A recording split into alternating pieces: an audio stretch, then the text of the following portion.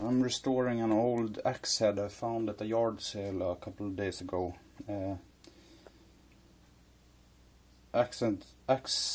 When you find a good quality old axe, pick it up. It's really good quality, especially when it's stamped with made in Sweden. You know it's good quality. It's just needed some love, so I'm sanding away the rust. On this side I already done it with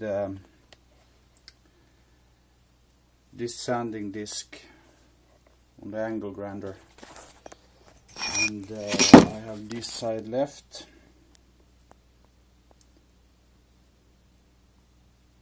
So yeah, that's what I'm up to today.